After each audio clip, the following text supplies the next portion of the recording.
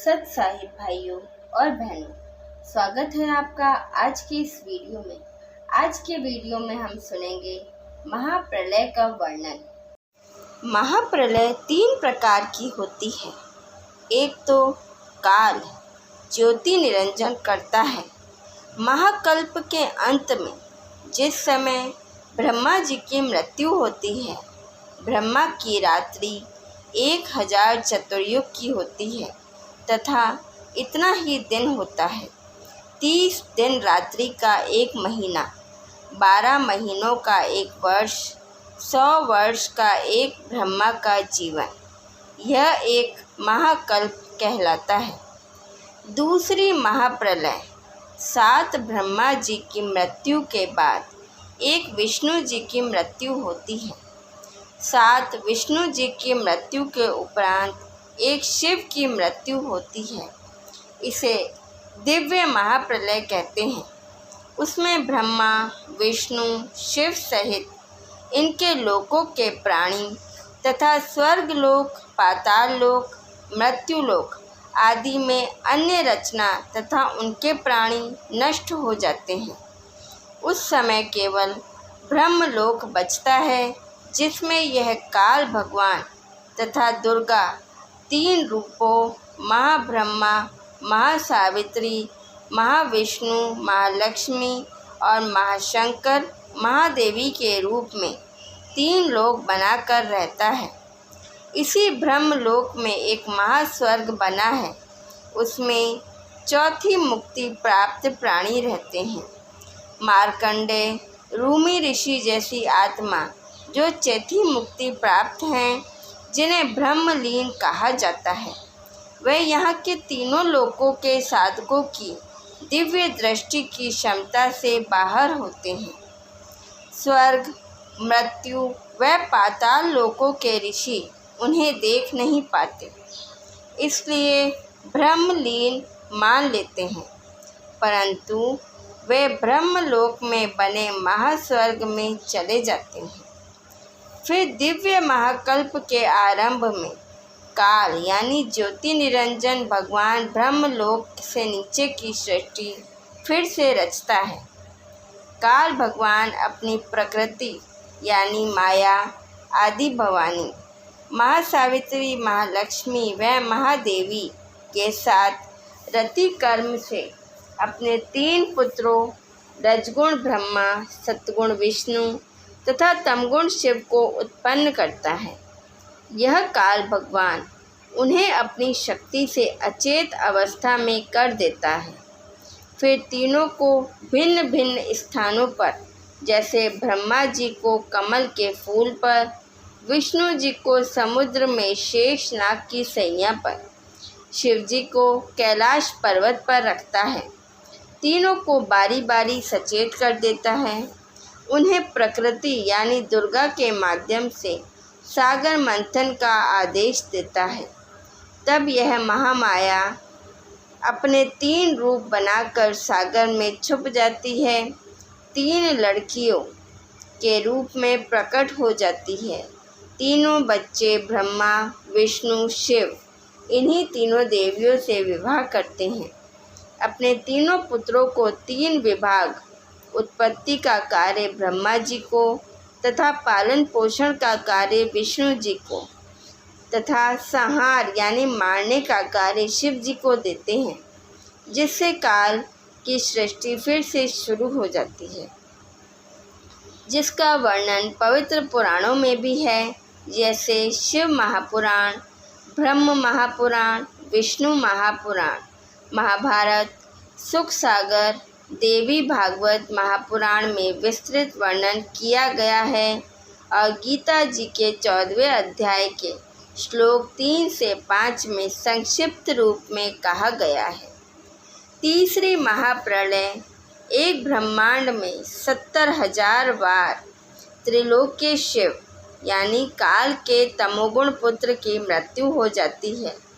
तब एक ब्रह्मांड की प्रलय होती है तथा ब्रह्मलोक में 3 स्थानों पर रहने वाला काल अपना महाशिव वाला शरीर भी त्याग देता है। इस प्रकार यह एक ब्रह्मांड की प्रलय अर्थात तीसरे महाप्रलय हुई तथा उस समय एक ब्रह्मलोकीय शिव की मृत्यु हुई तथा 70,000 त्रिलोकीय शिव की मृत्यु हुई।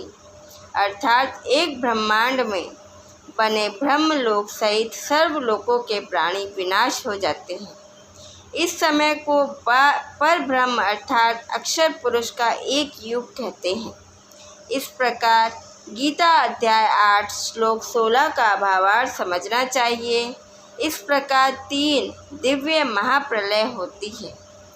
जब 100 ब्रह्मलोकीय शिव की मृत्यु हो जाती है तब चारों महाब्रह्मांडों में बने 20 ब्रह्मांडों के प्राणियों का विनाश हो जाता है। तब चारों महाब्रह्मांडों के शुभकर्मी प्राणियों को 21वें ब्रह्मांड में बने नकली सतलोक आदि लोकों में रख देते हैं तथा उसी लोक में निर्मित अन्य 4 गुप्त स्थानों पर अन्य प्राणियों को अचेत करके डाल देता है तथा जब उसी नकली सतलोक से प्राणियों को खाकर अपनी भूख मिटाता है तथा जो प्रतिदिन खाए प्राणियों को उसी 21वें ब्रह्मांड में बने 4 गुप्त मुकामों में अचेत करके डालता रहता है तथा वहाँ पर भी ज्योति निरंजन अपने 3 रूप महाब्रह्मा, महाविष्णु तथा महाशिव धारण कर लेता है तथा वहाँ पर बने शिव रूप में अपनी जन्म मृत्यु की लीला करता रहता है, जिससे समय निश्चित रहता है तथा 100 बार मृत्यु को प्राप्त होता है, जिस कारण पर ब्रह्म के 100 युग का समय 21वें ब्रह्मांड में पूरा हो जाता है। तत्पश्चात चारों महाब्रह्मांडों के अंदर सृष्टि रचना का कार्य प्रारंभ करता है। जिस एक सृष्टि में 100 ब्रह्मलोकीय शिव की आयु अर्थात पर ब्रह्म के 100 युग तक सृष्टि रहती है तथा इतनी ही समय प्रलय रहती है अर्थात पर ब्रह्म के 200 युग, क्योंकि पर ब्रह्म के एक युग में एक ब्रह्मलोकीय शिव अर्थात काल की मृत्यु होती है। में एक दिव्य महाप्रलय जो काल द्वारा की जाती है का क्रम पूरा होता है। यह काल अर्थात ब्रह्म प्रथम अव्यक्त कहलाता है, दूसरा अव्यक्त परब्रह्म तथा इससे भी परे दूसरा सनातन अव्यक्त जो पूर्ण ब्रह्म है। गीता अध्याय 8 श्लोक 20 का भाव समझें। इस महाप्रलय के 5 बार हो जाने के पश्चात द्वितीय दिव्य महाप्रलय होती है। दूसरी दिव्य महाप्रलय पर ब्रह्म करता है। उसमें काल अर्थात ब्रह्म सहित सर्व 21 ब्रह्मांडों का विनाश हो जाता है, जिसमें तीनों लोक स्वर्गलोक, मृत्युलोक, पाताल लोक, ब्रह्मा, विष्णु, शिव व काल तथा उनके लोकों अर्थात सर्व अन्य 21 ब्रह्मांडों के प्राणी नष्ट हो जाते हैं। 7 त्रिलोकीय ब्रह्मा की मृत्यु के बाद एक त्रिलोकीय विष्णु जी की मृत्यु होती है तथा 7 विष्णु जी की मृत्यु के बाद एक त्रिलोकीय शिव की मृत्यु होती है। 70,000 त्रिलोकीय शिव की मृत्यु के बाद एक ब्रह्मलोकीय शिव अर्थात काल की मृत्यु पर ब्रह्म के एक युग के बाद होती है। ऐसे 1000 युग का पर ब्रह्म का एक दिन तथा इतनी ही रात्रि होती है। तब प्रकृति सहित काल अर्थात ब्रह्म तथा इसके 21 ब्रह्मांडों के प्राणी विनाश में आते हैं। तब पर ब्रह्म का 1000 युग का दिन समाप्त होता है। इतनी ही रात्रि व्यतीत होने के उपरांत ब्रह्म को फिर पूर्ण ब्रह्म प्रकट करता है, परंतु ब्रह्मांडों व महाब्रह्मांडों व इनमें बने लोकों की सीमा समाप्त नहीं होती। फिर इतने ही समय के बाद यह काल तथा माया को पूर्ण ब्रह्म अपने द्वारा पूर्व निर्धारित सृष्टि कर्म के आधार पर पुनः उत्पन्न करता है तथा सर्व प्राणी जो काल के कैदी है को उनके कर्म आधार पर शरीरों में सृष्टि कर्म नियम से रचता है तथा लगता है कि परब्रह्म रच रहा है। गीता अध्याय 15 में कहा गया है कि उत्तम प्रभु तो कोई अन्य ही है जो वास्तव में अविनाशी ईश्वर है, जो तीनों लोकों में प्रवेश करके सर्व का धारण पोषण करता है। अंतर्यामी ईश्वर सर्व प्राणियों को मशीन के सदृश कर्माधार पर घुमाता है तथा प्रत्येक प्राणी के हृदय में स्थित है। एक महाब्रह्मांड जो 5 ब्रह्मांडों का समूह है, एक विनाश पर ब्रह्म के 100 वर्षों के उपरांत होता है। इतने ही वर्षों तक एक महाब्रह्मांड में प्रलय होती है। काल अर्थात ब्रह्म को तो ऐसा जानो जैसे गर्मियों के मौसम में राजस्थान, हरियाणा आदि क्षेत्रों में वायु का एक स्तंभ जैसा आसमान में बहुत ऊंचे तक दिखाई देता है तथा चक्र लगाता हुआ चलता है, जो अस्थायी होता है, परंतु गंध तो वायु के साथ अभेद रूप में है। इसी प्रकार जीवात्मा तथा परमात्मा का सूक्ष्म संबंध समझो। ऐसे ही सर्व प्रलय तथा महाप्रलय के कर्म को पूर्ण परमात्मा से ही होना निश्चित समझो। 1000 युग जो परब्रह्म की रात्रि हैं, उसके समाप्त होने पर काल यानी ज्योति निरंजन सृष्टि फिर से सत्य पुरुष कबीर देव की शब्द शक्ति से बनाए समय के विधान अनुसार प्रारंभ होती है। अक्षर पुरुष पूर्ण ब्रह्म के आदेश से काल व माया को सर्व प्राणियों सहित काल के 21 ब्रह्मांडों में भेज देता है तथा पूर्ण ब्रह्म के बनाए विधान अनुसार सर्व ब्रह्मांडों में अन्य रचना प्रभु कबीर जी की कृपा से हो जाती है। माया तथा काल के सूक्ष्म शरीर पर नूरी शरीर भी पूर्ण परमात्मा ही रचता है तथा शेष उत्पत्ति ब्रह्म अपनी पत्नी दुर्गा के संयोग से करता है। शेष स्थान निरंजन 5 तत्व के आधार से रचता है, फिर काल की सृष्टि प्रारंभ होती है। इस प्रकार यह परब्रह्म दूसरा अव्यक्त कहलाता है। जैसा कि हमने पहले जाना, 70,000 काल के शिव रूपी पुत्रों की मृत्यु के पश्चात एक ब्रह्म की मृत्यु होती है। वह समय परब्रह्म का एक युग होता है। जैसा कि गीता जी में भी बताया गया है कि गीता ज्ञानदाता प्रभु कह रहा है कि मेरी भी जन्म मृत्यु होती है। बहुत से जन्म हो चुके हैं जिनको देवता लोग यानी ब्रह्मा, विष्णु तथा शिव सहित वह महर्षि जन भी नहीं जानते, क्योंकि वह सर्व मुझसे ही उत्पन्न हुए हैं। गीता में कहा गया है कि मेरे जन्म और कर्म दिव्य हैं।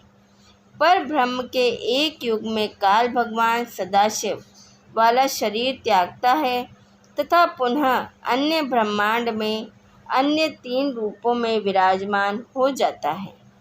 यह लीला स्वयं करता है। पर ब्रह्म का एक दिन 1000 युग का होता है। इतनी ही रात्रि होती है।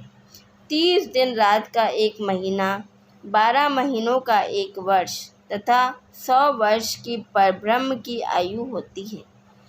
उस समय परब्रह्म की मृत्यु होती है। यह तीसरी दिव्य महाप्रलय कहलाती है। तीसरी दिव्य महाप्रलय में सर्व ब्रह्मांड तथा अंड, जिसमें ब्रह्म के 21 ब्रह्मांड तथा परब्रह्म के 7 शंख ब्रह्मांड व अन्य असंख्य ब्रह्मांड नाश में आवेंगे। धुधुकार का शंख बजेगा। सर्व अंड व ब्रह्मांड नाश में हो जाएंगे, परंतु वह तीसरी दिव्य महाप्रलय बहुत समय पर्यंत होगी। वह तीसरी दिव्य महाप्रलय सत्पुरुष का पुत्र अचिंत अपने पिता पूर्ण ब्रह्म की आज्ञा से सृष्टि कर्म नियम से, जो पूर्ण ब्रह्म ने निर्धारित किया हुआ है, करेगा और फिर सृष्टि रचना होगी। परंतु सतलोक में गए हंस दोबारा जन्म मरण में नहीं आएंगे। इस प्रकार ना तो अक्षर पुरुष अमर है, ना काल निरंजन अमर है, ना ब्रह्मा विष्णु शिव अमर हैं। फिर इनके पुजारी कैसे पूर्ण मुक्ति प्राप्त कर सकते हैं? अर्थात कभी नहीं। इसलिए पूर्ण ब्रह्म की साधना करनी चाहिए, जिसकी उपासना से जीव सतलोक में चला जाता है। फिर वह कभी नहीं मरता, पूर्ण मुक्त हो जाता है। वह पूर्ण ब्रह्म कबीर देव तीसरा सनातन अव्यक्त है। अमर करूं सतलोक पठाऊं, ताते बंदी छोड़ कहाऊं। यह काल कला समझने के लिए यह विवरण ध्यान रखें कि त्रिलोक में एक शिवजी हैं, जो इस काल का पुत्र है, जो 7 त्रिलोक्य विष्णु जी की मृत्यु तथा 49 त्रिलोक्य ब्रह्मा जी की मृत्यु के उपरांत मृत्यु को प्राप्त होता है। ऐसे ही काल भगवान एक ब्रह्मांड में बने ब्रह्मलोक में महाशिव रूप में भी रहते हैं। परमेश्वर द्वारा बनाए समय के विधान अनुसार सृष्टि क्रम का समय बनाए रखने के लिए यह ब्रह्मलोक वाला महाशिव भी मृत्यु को प्राप्त होता है। जब त्रिलोक के 70,000 ब्रह्म काल के पुत्र शिव मृत्यु को प्राप्त हो जाते हैं, तब एक ब्रह्मलोक के शिव पूर्ण परमात्मा द्वारा बनाए समय के विधान अनुसार परवश हुआ मरता व जन्मता है। यह ब्रह्मलोक के शिव की मृत्यु का समय परब्रह्म का एक युग होता है। कबीर जी ने बताया है कि हे धर्मदास, चारों युगों में एक एक आत्मा को मैंने गुरु पद प्रदान किया है। अर्थात परमेश्वर जी प्रत्येक युग में प्रकट होते हैं और एक एक अच्छी आत्मा को मिलते हैं, उनको अपना परिचय कराते हैं, जैसे धर्मदास जी को कराया है।